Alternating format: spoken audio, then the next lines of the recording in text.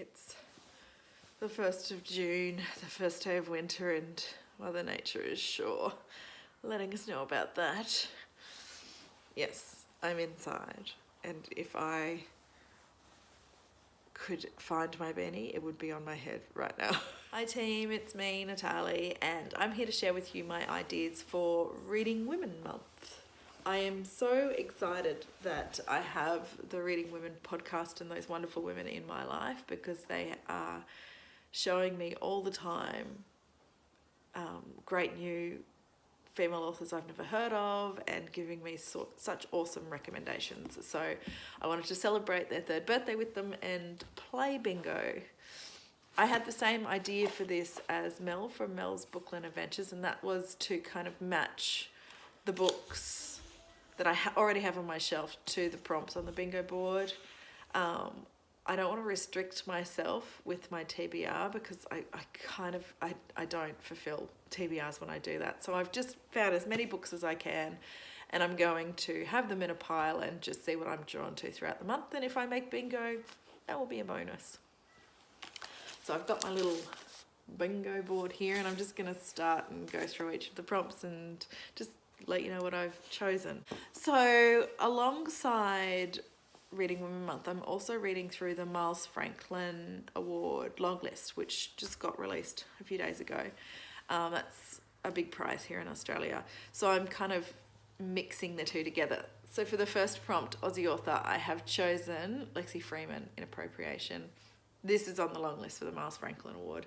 This is about a 15-year-old girl who's finding her way through the private school world of Sydney, and then she moves on to the drag scene and then the underbelly of the internet, and there's the word cult on the back. So Ziggy Klein is her name. She's in for a wild ride in this book, and I'm really excited to read about her adventures.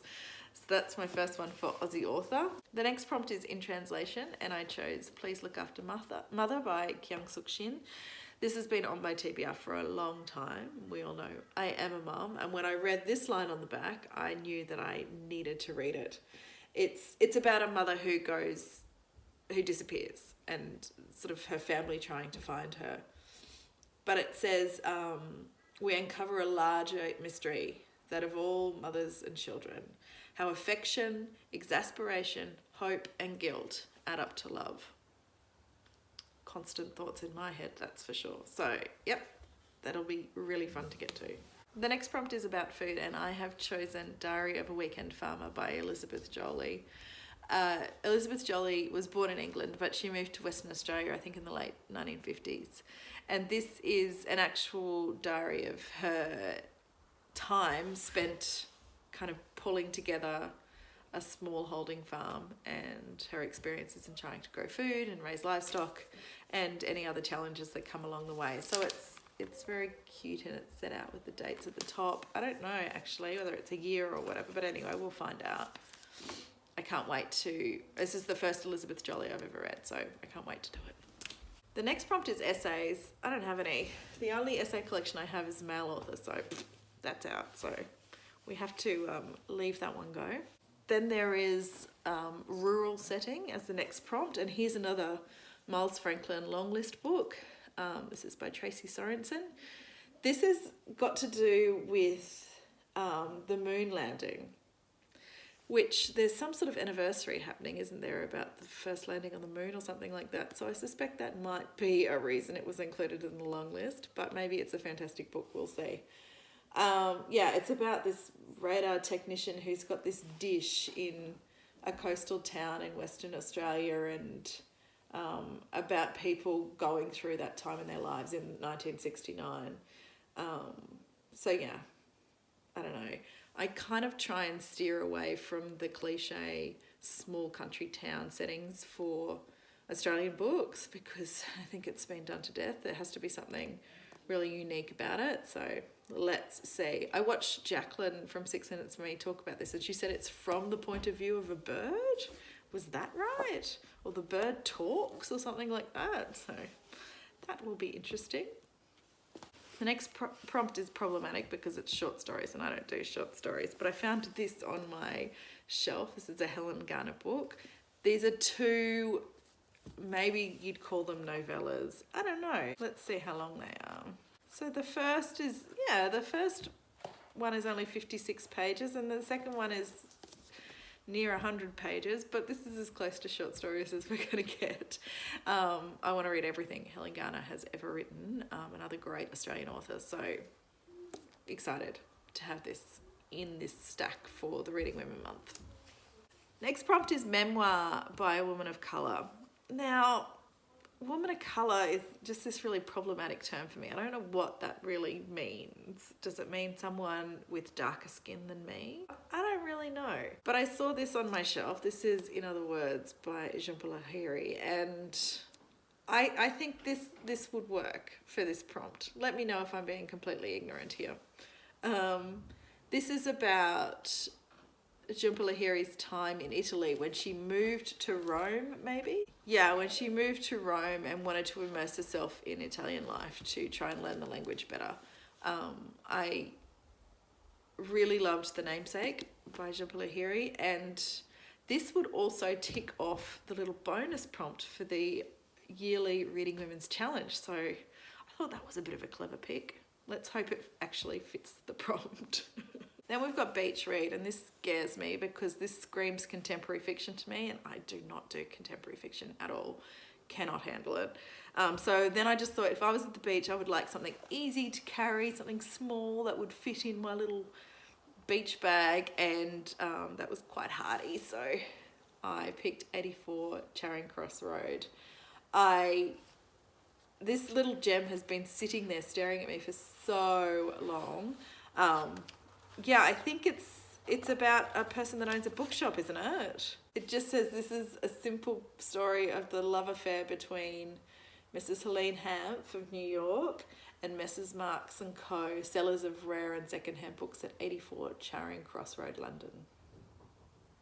How wonderful. So, my beach read, definitely. And then for the next prompt, I'm feeling really ashamed.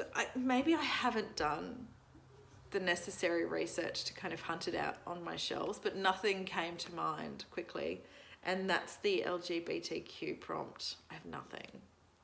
I'm hoping that I've just overlooked something and that will come up through the month because I feel really shitty about not having anything for this prompt. Then I can finally pull in this book and hopefully finally read it for the next prompt, which is True Crime, and this is The Arsonist by Chloe Hooper.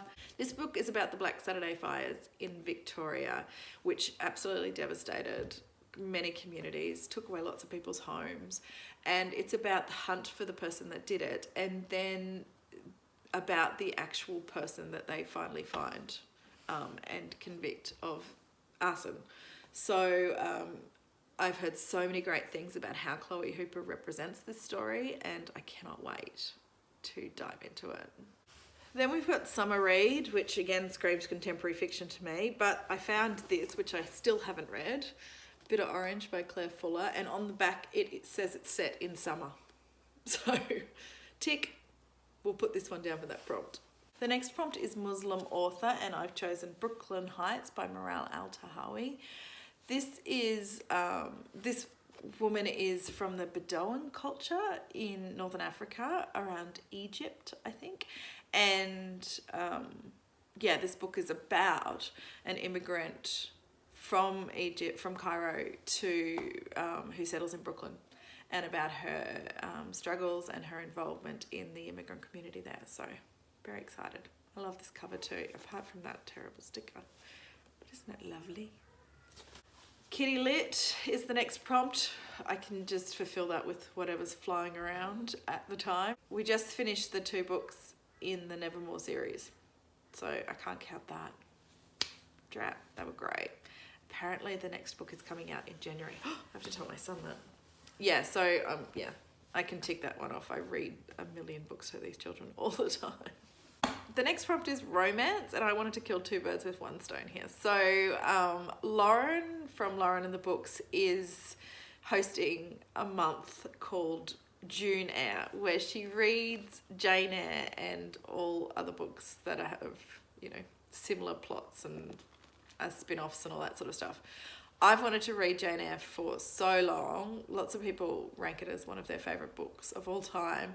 So I thought I could include it in the Reading Women Month bingo, and I could hang out with Lauren for June Eyre as well. So that's my romance pick.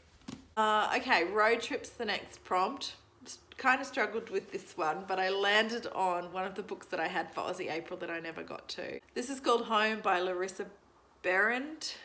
I can never say that last name.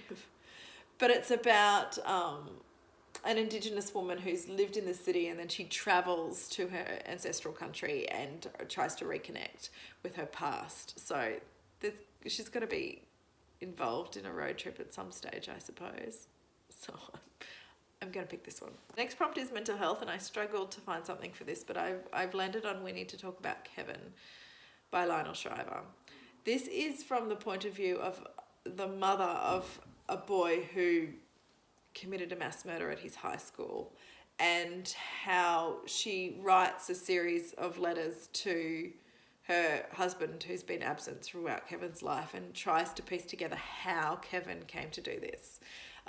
So there's got to be themes of mental health issues running through this, surely. And yeah, I needed this prompt to get me to pick this book up, because this feels like a really intense premise for a book. But it's something that I have wanted to read for a long time. So wish me luck with this one. And I don't have graphic novels. I just don't, and I don't know why. I used to be a big fan of the Archie comics back in the day, but yeah, no graphic novels, so I can't fulfill that one.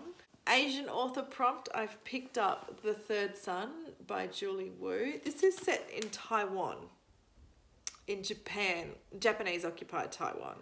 And it's about a man who meets a woman, and then during all of the chaos loses her, and then it's about his quest to find her, I think. Yeah, I think I'm right there. I loved this cover as well, except again for that horrible thing there. I don't know anything about this author actually. This author's Asian American. There you go. So yeah, that's my Asian author prompt. The borrowed book is something that's easy for me to fulfill. I love getting books from the library, but I need to get to The Western Wind by Samantha Harvey. I have had to renew this book because I don't want to take it back before I've read it. So I'm popping this one in for the borrowed book prompt on the bingo board. YA, I can't do. Contemporary YA, it's just not for me. Then we've got beautiful cover. This one's still hanging around, still haven't read it, still a gorgeous cover. If you haven't heard me talk about this a million times in the context of me wanting to read it, this is about the Jonestown cult and follows a woman that gets caught up in that cult.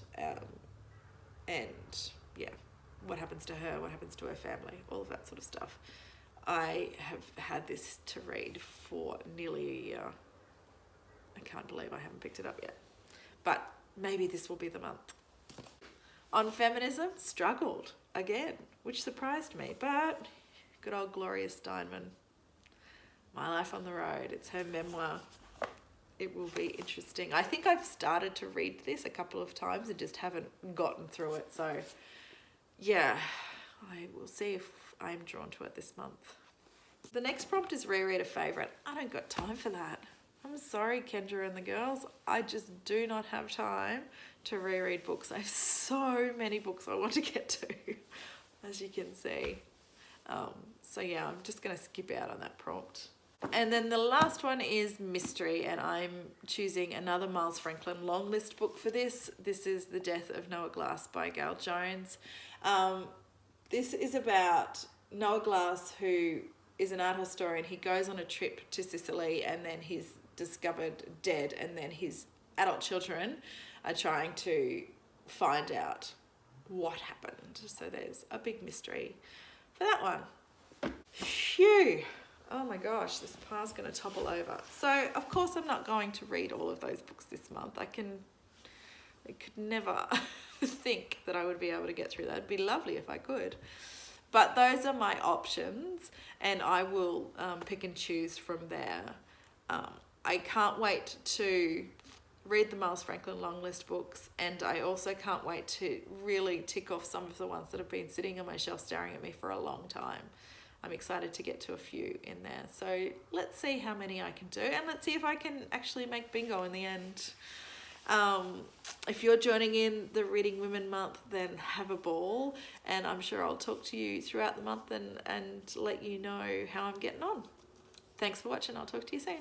Bye.